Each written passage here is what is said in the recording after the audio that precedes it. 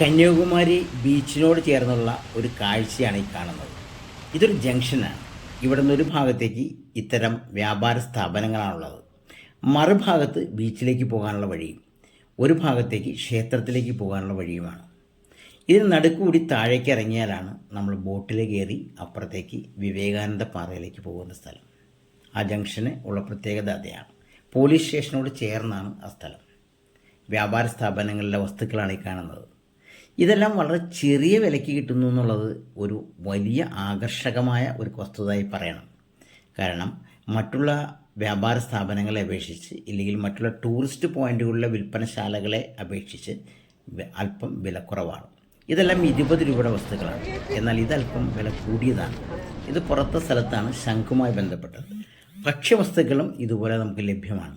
നല്ല വറുത്ത് നല്ല രസത്തിലിരിക്കുന്ന ചോളവും മറ്റു വസ്തുക്കളും ഒക്കെ കിട്ടും. മാങ്ങ മുറിച്ചതും എല്ലാം കിട്ടും. മത്സ്യം കിട്ടുന്നത് ക്ഷേത്രത്തിൻ്റെ പരിസരത്ത് കിട്ടില്ല. ബാക്കി എല്ലായിടത്തും മത്സ്യം പൊരിച്ചതും കിട്ടും. ഇനി ഗാന്ധി മണ്ഡപമാണ്. ഗാന്ധി മെമ്മോറിയൽ മണ്ഡപം വളരെ പ്രധാനപ്പെട്ട ഒരു പോയിന്റുകളിലൊന്നാണ് ഈ കന്യാകുമാരിയിൽ.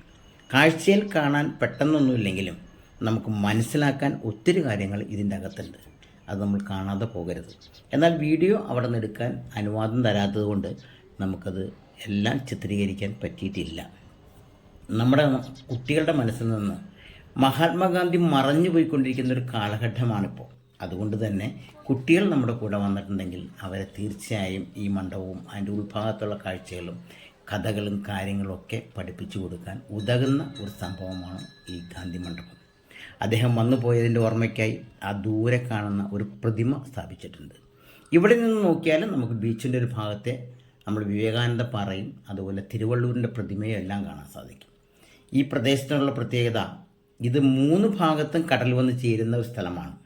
അറബിക്കടലും ബംഗാൾ ഉൾക്കടലും ഇന്ത്യൻ മഹാസമുദ്രവും സംഗമിക്കുന്ന ത്രിവേണി സംഗമം ഇവിടെയാണ് നമ്മൾ നിൽക്കുന്നത്. ഇതാ മനോഹരമായ കാഴ്ച. സൂര്യൻ അസ്തമിച്ചു തുടങ്ങി. ആളുകളെല്ലാം സഞ്ചാരികൾ ധാരാളമായി ഇവിടെ വന്ന് ചേരുകയാണ്. ഏറ്റവും കൂടുതൽ സൺസെറ്റ് കാണാൻ ആഗ്രഹിക്കുന്ന ഒരു പ്രധാനപ്പെട്ട സ്ഥലമാണ് കന്യാകുമാരിയിലെ സൺസെറ്റ്.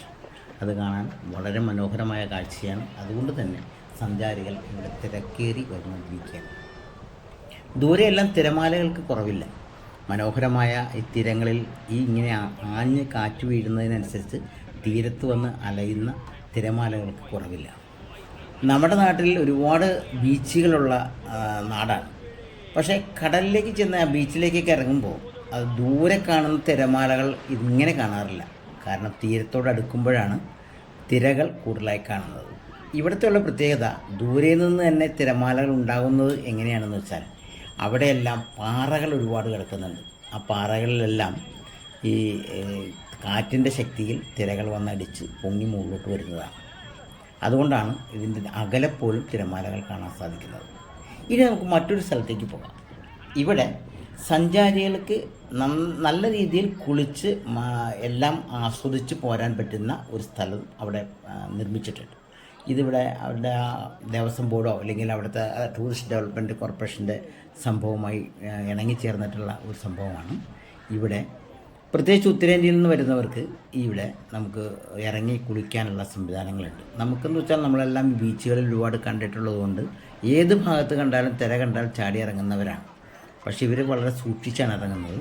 അവർ വളരെ ഇരിക്കുന്നത് കണ്ടില്ലേ, ദൂരെ അങ്ങനെ ഇരിക്കുന്നത് അങ്ങനെയാണ്.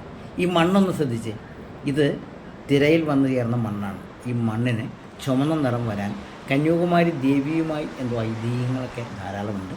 ഇതിൻ്റെ വിശദാംശങ്ങൾ അറിയാവുന്നവരാരെങ്കിലും ഉണ്ടെങ്കിൽ അത് കമൻറ്റ് ബോക്സിൽ മെൻഷൻ ചെയ്യുന്നത് നല്ലതാണ്. മറ്റുള്ളവർക്ക് കൂടി അറിവ് കിട്ടും. അതുപോലെ തന്നെ ദേവീക്ഷേത്രത്തിൻ്റെ ആ മൂക്കൂത്തി, കന്യാകുമാരി ദേവിയുടെ മൂക്കൂത്തിക്കും ഐതിഹ്യവുമായി നല്ല ബന്ധങ്ങളുണ്ട്. അത് ചെറിയ ക്ലാസ്സുകളിൽ നമ്മൾ പഠിച്ചിട്ടുള്ളതാണ്. ഇത് ക്ഷേത്രത്തിൻ്റെ ഭാഗത്തു നിന്നാണ് നമ്മളിത് ചെയ്യുന്നത്. ഇപ്പോൾ ഇവിടെ വിവേകാനന്ദ പാറയും അതുപോലെ തിരുവള്ളൂരിൻ്റെ പ്രതിമയൊക്കെ ദൂരെ കാണാൻ സാധിക്കുന്നുണ്ട്. അവിടെ ലൈറ്റിംഗ് തുടങ്ങിയിട്ടുണ്ട്. പ്രകാശം എല്ലാം നന്നായി തെളിഞ്ഞു തുടങ്ങി പല കളറിലായിട്ട്. അതും മനോഹരമായ കാഴ്ചയാണ്. ദൂരയിൽ നിന്ന് കാണാൻ തന്നെ നല്ല രസമുള്ള കാഴ്ചകളാണ്. അപ്പോൾ ഈ ക്ഷേത്രത്തിനോട് ചേർന്ന് ഒരു പള്ളിയും കൂടിയുണ്ട്. ആ പള്ളിയിലേക്ക് ഒത്തിരി വൈകിയതുകൊണ്ട് നമുക്ക് കയറാൻ സാധിച്ചില്ല എന്നൊരു ദുഃഖമുണ്ട്. അതും മനോഹരമായ ഒരു ഭംഗിയുള്ള ഒരു സ്ഥലമാണ്. ഇതാണ് ക്ഷേത്രത്തിൻ്റെ മതിൽക്കെട്ട്. ഇതിൻ്റെ അകത്ത് നമുക്ക് പ്രവേശിക്കാൻ സാധിച്ചില്ല. ഈ വീഡിയോ എടുക്കാൻ പറ്റാത്തത് കൊണ്ടാണ് നമുക്കൊരു വിഷമമുള്ളത്. അല്ലാതെ നമുക്ക് പ്രവേശിക്കുന്നതിൽ തടസ്സമില്ല. ക്ഷേത്രത്തിൻ്റെ ഒരു കവാടത്തിൽ ഒന്ന് ഈ ഭാഗത്താണ്. അത് ഈ കാണുന്നതാണ്. ഇതിലെ നമുക്ക് പ്രവേശിക്കാവുന്നതാണ്. എന്തായാലും നമുക്ക് ഈ കടലിൽ കാണുന്ന തിരമാലകളെപ്പോലെ തന്നെ നമ്മുടെ മനസ്സുകളിലും ഇവിടം വിട്ടുപോയിട്ടും ഇവിടുത്തെ ഓർമ്മകൾ ഇങ്ങനെ പൊങ്ങി വന്ന് തിരയടിച്ചുകൊണ്ടേയിരുന്നു.